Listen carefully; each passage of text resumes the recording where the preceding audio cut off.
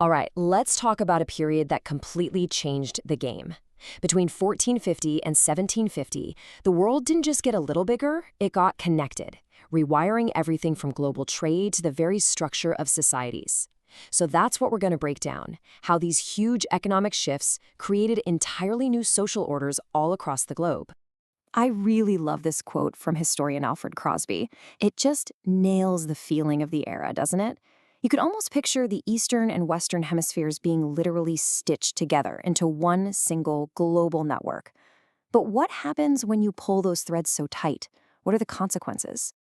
And that leads us right to our big question for today. How did all these new ways of making money and moving goods fundamentally reshape societies over these 300 years? This is really the core puzzle we're going to be putting together. So here's how we're going to tackle it. First, we'll look at the transoceanic travel that kicked everything off. Then we'll dive into the big economic changes. After that, we'll see the ripple effects of this new global economy. And finally, we'll get into the intense and often brutal demand for labor that it created. So let's start at the very beginning. The single biggest catalyst for all of this change was this relentless quest by Western Europeans to find a direct sea route to Asia. But this journey didn't just open up trade routes, it opened up entirely new worlds.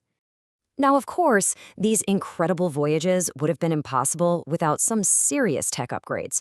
You had new tools for navigation, like better charts and the astrolabe, combined with brand new ship designs, like the fast caravel and the heavy-duty fluid for cargo. And really, these weren't just ships, they were the engines of a brand new age. And these voyages triggered something the world had never seen before, the Columbian Exchange. Think of it less like trade and more like a massive biological swap meet. We're talking potatoes and corn heading from the Americas to the rest of the world, and horses and wheat heading west. But this exchange had a truly devastating dark side, as diseases wiped out huge populations that had no immunity. So out of this exchange, a very specific network starts to take shape, and we call it the Atlantic System. The easiest way to picture it is as a giant triangle on the map, connecting Western Europe, Western Africa, and the Americas. For centuries, this system would dictate the flow of goods, of wealth, and, tragically, of millions of people. And it's a simple fact, right? When people move, their ideas and beliefs move with them. This era saw Christianity spread like wildfire, but it also saw the birth of completely new, syncretic faiths, belief systems that blended elements from different cultures. A cultural exchange was happening right alongside the economic one. Okay, so that's the connection piece. Now let's talk about the money. With the Americas suddenly in the picture, European powers weren't just trading anymore. Nope, they were building empires. And with those empires came totally new ways of thinking about wealth. And they had two main playbooks for this. In Africa and Asia, they set up trading post empires, basically controlling the key ports and shipping lanes.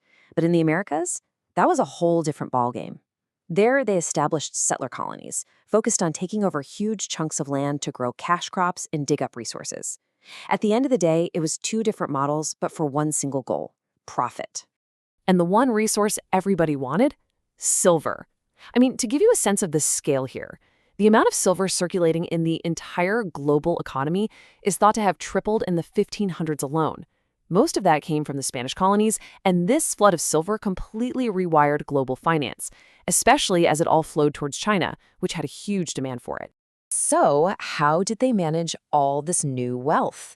Well, European monarchs cooked up an economic policy called mercantilism. The core idea was pretty simple. Think of the world's wealth as one big pie.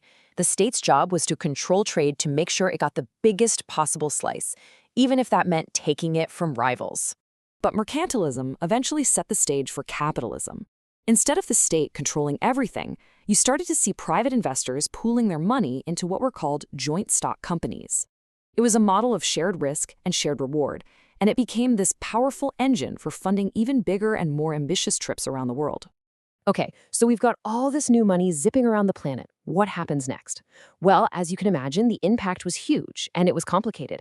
It created some incredible prosperity, but it also created some really serious new problems. In Europe, the effects were just transformational. All this new wealth created a bigger middle class of merchants and bankers.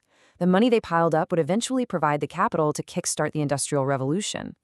It also funded a golden age of art, as rulers and the rich used amazing paintings and buildings to basically show off and legitimize their power.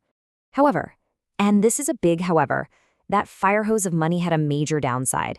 In the places that got most of the silver, like Spain and China, it caused terrible inflation. All of a sudden, your money was worth less, the price of everyday goods shot through the roof, and you had widespread economic chaos. And this brings us to our final and maybe the most important section.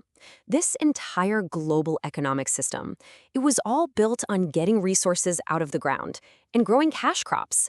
And that required a massive, and I mean massive, supply of labor. Labor that was often acquired through some really brutal means. In Africa, the consequences were just devastating. The Atlantic slave trade forcibly ripped millions of people, mostly men, from their homes, which led to horrible gender imbalances and a drop in population. And here's where the Columbian Exchange gets really complex.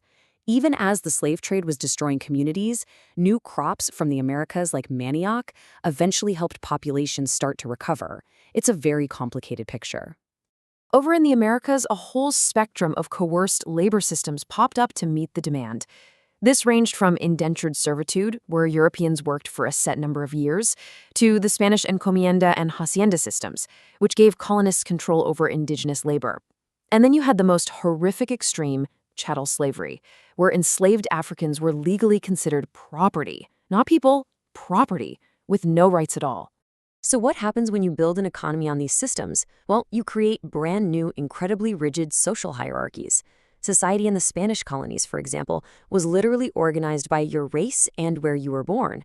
At the very top, you had peninsulares, people born in Europe, and at the very bottom were indigenous peoples and enslaved Africans.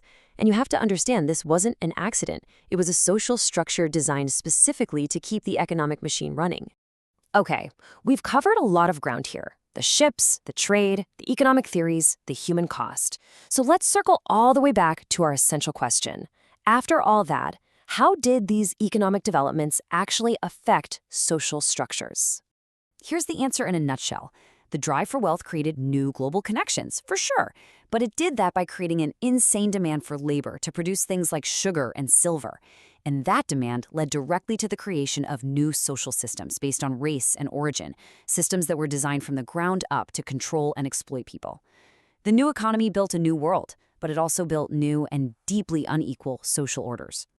And that leaves me with one final question for you to think about.